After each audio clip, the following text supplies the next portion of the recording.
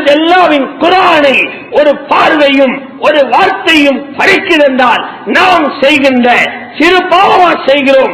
எத்தனை கீபத், எத்தனை புறம், எத்தனை வட்டி, எத்தனை மனதை புண்படுத்தும் செயல்கள், எத்தனை மக்களை இழிவுபடுத்தும் செயல்கள். அல்லாஹ் பாதுகாக்கணும்.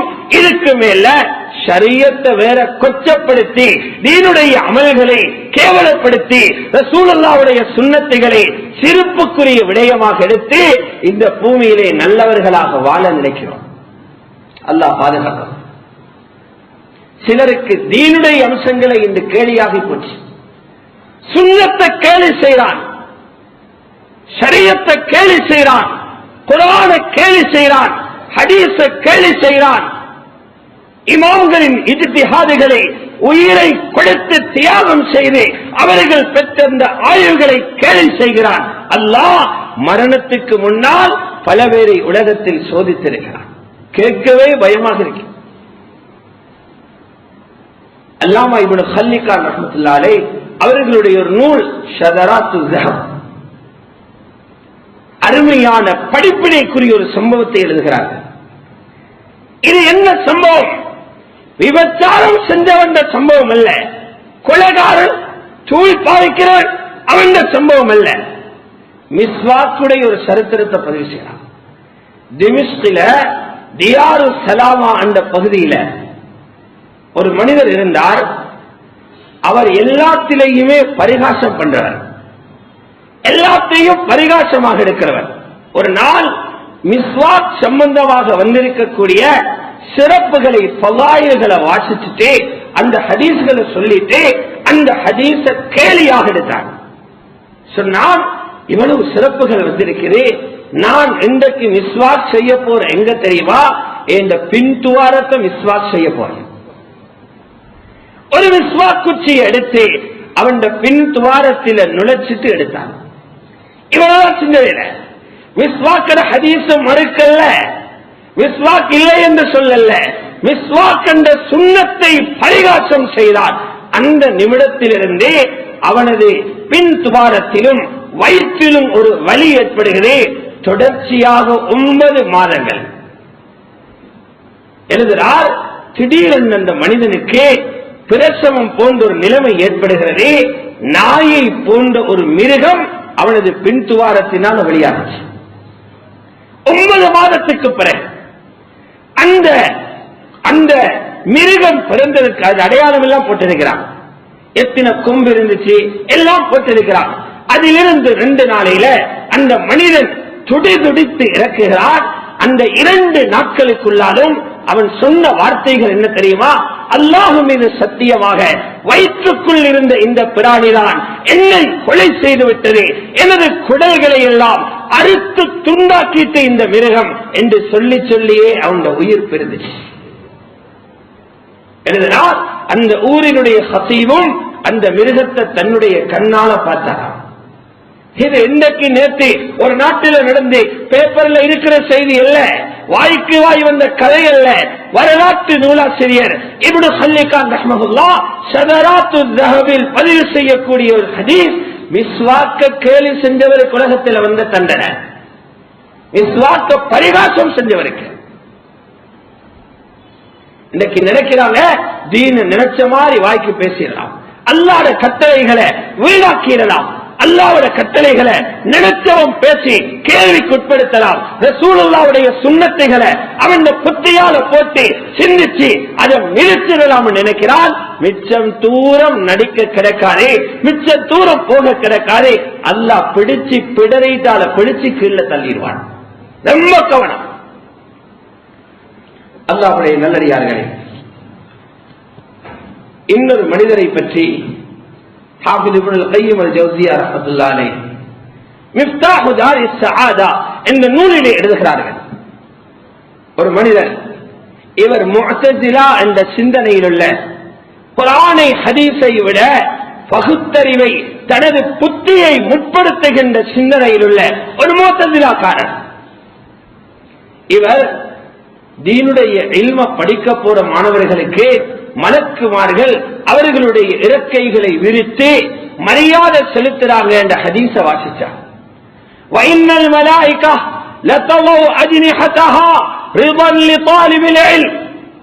இல்ம படிக்கிற மாணவர்களோடு இருக்கிற விருப்பத்தினால் மலக்குகள் அவர்களுடைய ரெக்கைகளை விரிக்கிறாங்க. மலக்குகளுடைய ரெக்கைகளுக்கு மேலால அவங்க போறாங்க. இந்த முத்தசிலாக்காரன் மலக்கு பூமியில ரெக்கையை விரிக்கிறாரா? இந்த கால்களால அந்த ரெக்கைகளை நான் துண்டு துண்டாக உடைக்கிறேன் என்றே காலால உதஞ்சா மலக்குகளுடைய ரெக்கைக்கு நான் உதைகிறேன். ஹதீஸ கேலியாக எடுத்தான். ஹதீஸ் அவன் புத்தியால போட்டு நிறுத்தான். முடிவு என்னாச்சு? இப்னு கையிம் ரஹ்மத்துல்லாஹி எழுதுகிறார்கள், காலால நடக்க முடியாம கால் அப்படியே காஞ்சி சூகையாகி போச்சு. ஹதீஸ கேலி சென்றார். இது போன்று ஹாஃபிஸ் ஸஹபி ரஹ்மத்துல்லாஹி அலைஹி அல் உலூ லி அலி அல் கஃபார் என்ற தன்னுடைய அகீதா சார்ந்த அந்த நூலிலே குறிப்பிடும் போது இமாம் முஹம்மது இப்னு பஷார் ரஹ்மத்துல்லாஹி அவர்களிடமிருந்து பதிவு செய்றாங்க, ஒரு மனிதர் அந்த காலத்தில் இருந்த இவரும் ஒரு முஅத்தஸிலா சிந்தனையுள்ளவர். இவர் சொன்னார், குர்ஆன் இருக்கிறே இது அல்லாஹ்வுடைய ஒரு படைப்பு, குர்ஆன் மக்லூக் என்று சொன்ன அந்த சிந்தனையில் இருந்தார். பக்கத்தில் இருந்தவர் சொன்னார், நீ சொல்லுகிற இந்த கருத்து உண்மையாக இருந்தால் உங்க உள்ளத்தில் இருக்கிற குர்ஆனை அல்லாஹ் எடுத்துருவான், அப்படித்தானே என்று கேட்க அவனும் சேலஞ்சுக்கு சொன்னான், நாம் ஆம் என்று சொன்னான். என்னாச்சு? அடுத்த நாள் காலையில குர்ஆனை மனனம் செஞ்சிருந்த ஹாஃபில் அந்த முஅத்தஸிலாக்காரர் குர்ஆனை எடுத்து சூரத்துல் ஃபாத்திஹாவை ஓதுறார்.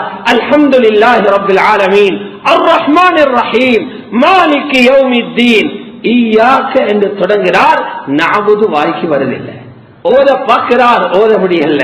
ஓத பார்க்கிறார், ஓத முடியல. நவ முஸ்லிம் இல்ல, ஹாஃபிதுல் குர்ஆன். அதோட நெஞ்சில் இருந்து முழு குர்ஆனும் போச்சு. செய்த தவறுகளை பாருங்க. இதெல்லாம் கொலைய போன்ற பெரிய பெரிய தவறுகள் அல்ல, ஷரியத்துடைய கட்டளைகள், சின்ன சின்ன விஷயங்கள் போன்று தெரிகின்றவைகள். இதுல விளையாடினார். அல்லாஹ் பிடிக்கிற பிடிய பாருங்க. ஹஜ்ரத் ஆயிஷா ரலியல்லாஹு தஆலா அன்ஹா அவர்கள் மீது அவதூறு சொன்ன அந்த விஷயத்தில் அல்லாஹ் சொல்லுகிறான், இந்த கதை கற்றது இருக்கிறதே இது உங்களுக்கு சின்னது போல தெரியுது, அல்லாஹ் விட்டு இது பெரிய விஷயம். நீங்க சின்னதா நினைப்பீங்க, ஒருத்தர் அவமானப்படுத்துறது, ஒருத்தர் மீது பழி போடுறது சின்ன விஷயம் என்று கருதலாம். நீங்க அதனை சின்ன ஒரு விடயமாக கருதுறீங்க. அது அல்லாஹ்விடத்தில் மிக பாரதூரமான பயங்கரமான பெரிய விஷயம் என்பதை அல்லாஹ் சுப்ஹானஹு வ தஆலா சொல்லி காட்டுகிறார். அல்லாஹ்வுடைய நல்லடியார்களே, இப்பொழுது நாம் எங்களை பற்றி சிந்திப்போம். ஒரு வார்த்தை, ஒரு பார்வை என்ற இந்த சின்ன சின்ன நம்முடைய பார்வைக்கு பாவம் போன்றே தெரியாத சர்வ சாதாரண விஷயங்கள் உலகத்தில் இவ்வளவு பெரிய தாக்கத்தை கொடுத்திருக்கிறதா? ரஹ்மானே, நாம் செய்கிற பாவங்கள் என்னதான் என்ன பண்ண போகுதோ, 40 வயசுல எனக்கு என்ன செய்யுமோ, 41 என்ன செய்யுமோ, 45 என்ன செய்யுமோ, 50 என்ன செய்யுமோ, 60 என்ன செய்யுமோ, 80 என்ன செய்யுமோ, உலகத்திலே என்ன வாழ விடாது போல இருக்கு. சிந்திச்சு பாருங்க, சிந்திச்சு பாருங்க. அந்த நிலைமை வராமல் இருக்க பாவங்களை நினைத்து நினைத்து அல்லாஹ்விடத்தில் இஸ்திக்பார் செய்யுங்க. பறிபோனது திரும்ப வரும்.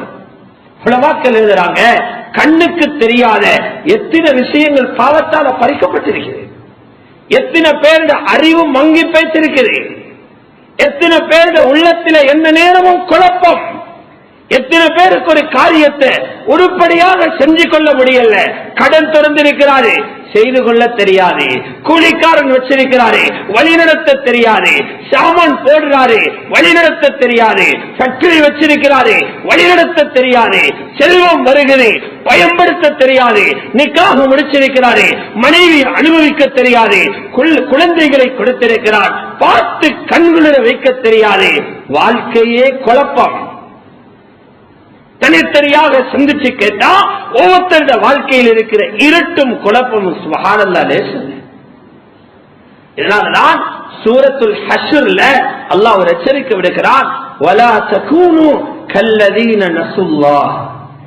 அல்லாஹ்வை மறந்த ஒரு கூட்டம் வாழ்ந்தாங்களே, அல்லாஹ்வுடைய கட்டளைகளை கணக்கெடுக்காம தான் செய்கிற சிறு சிறு பணிகளை மட்டும் வைத்து நாங்கள் எல்லாம் தீனில செஞ்சிட்டோம் என்று நினைச்சு மற்ற பெரிய ஒரு பகுதியில அல்லாஹ்வை மறந்து வாழ்றாங்களே, அவங்கள போல நீங்க ஆகிடாதீங்க.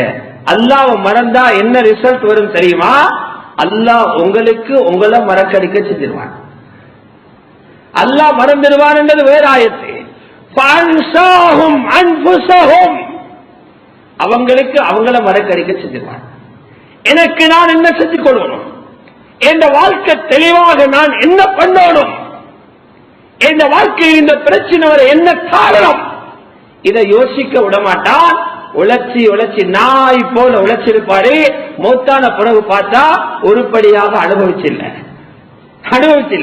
கடை இருக்குது அனுபவிச்சில்ல, தொழில் இருக்குது அனுபவிச்சில்ல, கோடான கோடி தேடி இருக்கிறாரு, உருப்படியாக உலகத்தில் எதையுமே சாதிச்சில்ல. காரணம் என்னன்னு பார்த்தா அல்லாஹ்வை மறந்து நினைச்ச மாதிரி ஓடி இருக்கிறாரே, அல்லாஹ் அவருக்கு அவரை மறக்கடிக்க செஞ்சிட்டான். இதனால ரொம்பவும் சிந்திக்க வேண்டிய விஷயம், ரொம்பவும் கவனத்தை திருப்ப வேண்டிய விஷயம். இதோட கடைசி கட்டம் இஸ்திக்பார் செய்து மன்னிப்பு கேட்கவில்லையானால் அல்லாஹ் பாதுகாக்கணும். ரகசியத்தில் இருட்டில் செய்த சில பாவங்கள் சக்கராத்தில் களிமாவை பறிச்சிடும். சக்கராத்தில களிமாவை பறிச்சிடும். ஒரு பெரிய ஆலிமாக கருதப்பட்டவர், அரபு நாட்டிலே உள்ள ஒரு முக்கியமானவர், சக்கராத்துடைய நேரத்தில் குர்ஆனை கொண்டு வர சொல்கிறார். குர்ஆன் கொண்டு வந்து கொடுக்கப்படுகிறது. குர்ஆனை காட்டி சொன்னார், இதுக்கும் எனக்கும் சம்பந்தமே இல்லை என்றார். ரூபு போயிடுச்சு. அடி ஒரு ஆலிம் இப்படி சொன்னாரே, மக்கள் எல்லாம் அதிர்ச்சிக்குள்ளானாங்க. விசாரித்து பார்த்தா ரகசியத்தில் பாவம் செய்தவர். எத்தனை பேர் அந்த இறுக்கமான நேரத்தில் தன்னுடைய கைவாவையும் அல்லது தௌபாவுடைய வார்த்தைகளையும் மறந்து ஷைத்தானை சந்தோஷப்படுத்தும் வார்த்தைகளுடன் உலகத்தை விட்டு பிரிகிறார்களோ தெரியாது. ஆகவே அல்லாஹ்வுடைய நல்லடியார்களே, இந்த பாவங்களை விட்டும் எங்களை பாதுகாக்க நாம் என்ன செய்ய வேண்டும்? ஈமானுடைய மஜ்லிஸ்கள்ல உட்கார, இல்முள்ளவர்களோடு தொடர்பாகும், இல்முடைய இடங்கள் ஸ்தாபிக்கப்படணும். இல்ல பாவங்கள் அதிகரித்துக் கொண்டே இருக்கும். உள்நாட்டு பாதுகாப்பு அமைச்சர், போலீசுக்கு பிரிவாக பொறுப்பாக உள்ள அமைச்சர் அண்மையில் விடுத்த அறிக்கை என்ன சொல்லுது? இலங்கையில் உள்ள பல மாவட்டங்களில் அதிகமாக போதை வஸ்து புழக்கமுள்ள முதலாவது மாவட்டம் கொழும்பு. பகிரங்கமாக பத்திரிகை ஊடக அறிக்கை கொடுத்தார்கள். யாரு கொழும்பில் இருக்கிறாங்க? கொழும்புன்னா என்ன? ஏன் இந்த நிலைமை? நாங்கெல்லாம் சேர்ந்து சின்ன சின்ன பாவங்களை செய்தோம். வாலிபர்கள் பெரும் பாவத்துக்கு துணை போக ஆரம்பிச்சுட்டாங்க. முன்பு 1, 2 என்று இருந்துச்சு. இப்ப கிராமங்களில் இருந்து 50% 60% வாலிபர்கள் போதை வஸ்துக்கு அடிமையாகிறாங்க. பாடசாலைகளும் சில பாடசாலைகளும் போதை வஸ்து விற்பனை நிலையங்களாக பயன்படுத்தப்படுகிறது. பயங்கரம். இதுக்கு பல வழிகளில் முயற்சி செய்யப்படும். தப்லீக் செய்யப்படுகிறது. தீனை பரப்ப அதே போன்று தீனை பாதுகாக்கவும் ஏற்பாடு செய்யப்படும்.